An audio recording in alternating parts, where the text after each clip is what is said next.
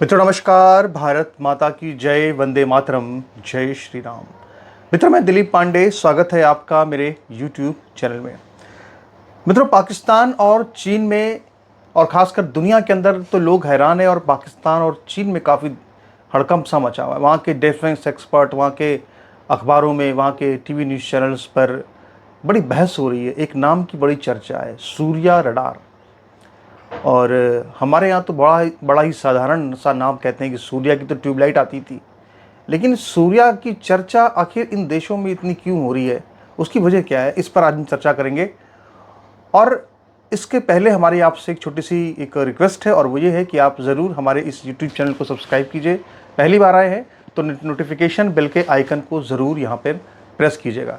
इसके अलावा मेरा एक नया चैनल भी मैं शुरू कर रहा हूँ, और वो इसलिए है ताकि अगर ये चैनल बंद हो जाए तो वहाँ पे हम लोग मिलेंगे। तो उसका जो लिंक है वो मेरे इसी वीडियो के डिस्क्रिप्शन में है। यहाँ पे आप मोर पर क्लिक करेंगे, नीचे जो आपको दिख रहा है टाइटल, तो वहाँ पे आपको मेरे नए चैनल का भी लिंक मिल जाएगा। वहाँ पे क्लिक करके वहाँ पे जाकर भी चैनल को जरूर सब्सक्राइब कर ले, और बेल नोटिफिकेशन के आइकन को भी जरूर जाके प्रेस कर लें। तो शुरू करते हैं अब बातचीत। आखिर क्या है ये सूर्या रडार, जिसको लेकर के इतना हड़कंप सा मचा हुआ है, खासकर पाकिस्तान के अंदर। और चीन भी ये कह रहा है कि आखिर ये टेक्नोलॉजी भारत के पास सबसे पहले कैसे आ गई। तो मित्रों आप जानते हैं एक बहुत चर्चा इस वक्त चल रही है JF-35 की।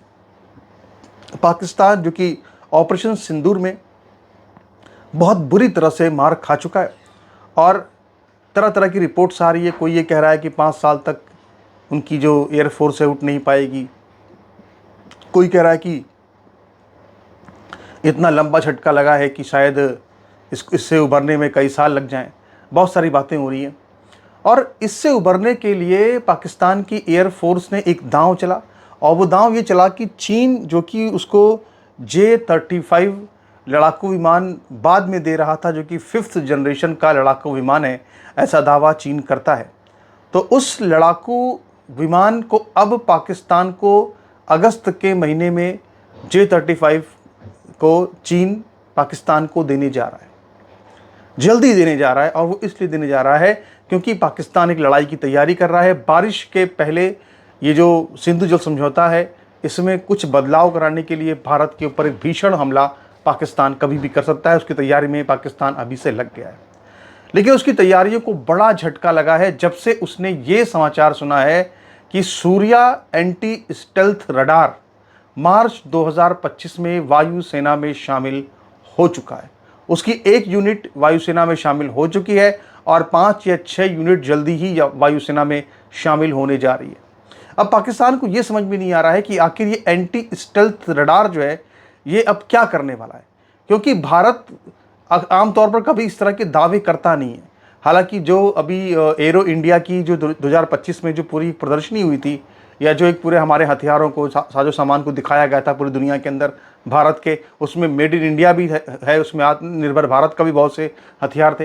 तो उन हथियारों को जब दुनिया ने देखा तो उस वक्त चर्चा इतनी नहीं थी सूर्या एंटी स्टेल्थ रडार की। लेकिन इसको देखकर लोग चौंके जरूर थे इस नाम को देख करके, क्योंकि लोगों ने कहा कि एंटी स्टेल्थ रडार, भाई स्टेल्थ जो टेक्नोलॉजी है वो क्या है। वो ये टेक्नोलॉजी है कि आप दुश्मन के इलाके में एरोप्लेन से या जहाज से घुसे, लड़ाकू विमान से, और लड़ाकू विमान को आपका जो दुश्मन का रडार है वो पकड़ ना सके, उसको ट्रैक ना कर सके। तो ये अपने आप में बहुत बड़ी ताकत है, बड़ी अचीवमेंट होती है कि भाई ये हमारे पास स्टेल्थ टेक्नोलॉजी है।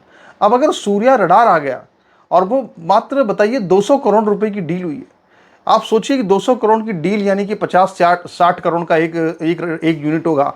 अब आप सोचिए कि 50 करोड़ का एक सूर्या एंटी स्टेल्थ रडार अगर 700 करोड़ के, 800 करोड़ के एक पूरे स्टेल्थ लड़ाकू विमान को अगर मारकर गिरा दे, जमींदोज कर दे, तो सोचिए कितना बड़ा खतरा और कितनी बड़ी दहशत होगी ये पाकिस्तान के लिए। एक तरफ तो पाकिस्तान जो है वो भीख मांग कर किसी तरह से J-35 जो है लेना चाहता है चीन से, और उसके पहले यहाँ पे उसका विकल्प, उसका जो पूरा एक काउंटर है वो भारत ने पहले से तैयार कर रखा है सूर्या एंटी स्टेल्थ रडार के रूप में।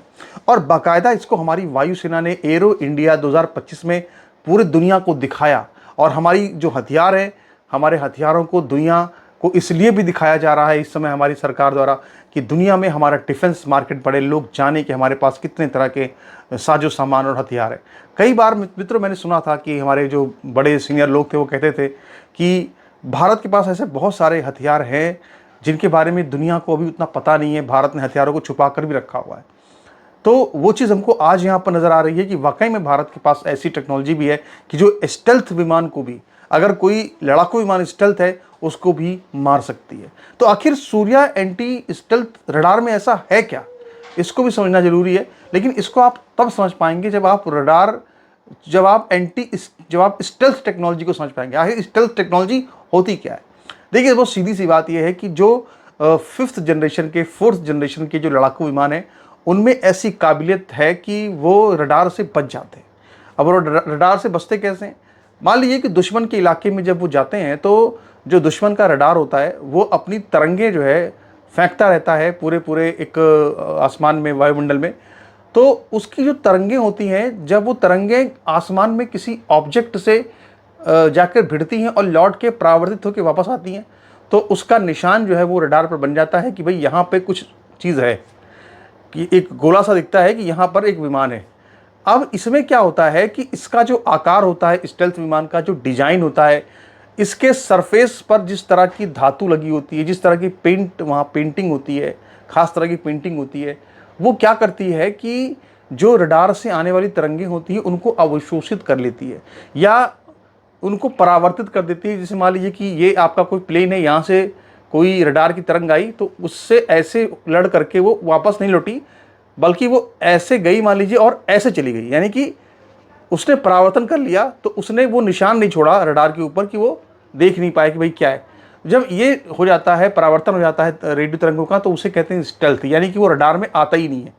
तो आप सोचिए कि ऐसी रेडियो तरंग सूर्य के द्वारा पैदा की जाती है, सूर्य के द्वारा एंटी स्टेल्थ रडार के द्वारा पैदा की जाती है, कि वो तरंग जो है वो अवशोषित नहीं होती है। वो तरंग जब जाएगी और स्टेल्थ लड़ाकू विमान से लड़ेगी तो भी वो परावर्तित नहीं होगी, बल्कि वो कैसा भी डिज़ाइन हो, कुछ भी हो, लेकिन वो लौट करके आएगी दोबारा से उसी रडार के पास में और फिर वहाँ पे वो निशान बता देगी कि किस जगह पर जो है वो स्टेल्थ विमान जा रहा है।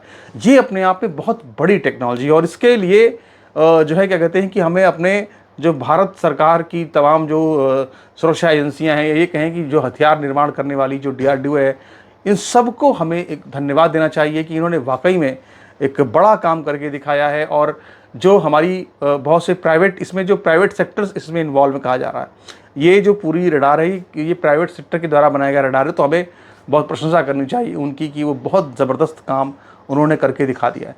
तो ये जब से समाचार इस तरह के आए हैं तब से पाकिस्तान के अंदर एक बड़ा हड़कंप सा है कि भाई आखिर हम तो यहाँ सोच रहे थे कि JF-35 ला करके भारत पर दबाव बना लेंगे, लेकिन यहाँ पर तो हमको बिल्कुल उल्टी स्थिति नज़र आ रही है। यहाँ पर तो भारत पहले से एंटी स्टेल्थ रडार बना करके बैठा हुआ है। तो ये जो सारी चीज़ें हैं ये पाकिस्तान को बहुत दुखी कर रही हैं, पाकिस्तान को बहुत ज़्यादा परेशान कर रही हैं।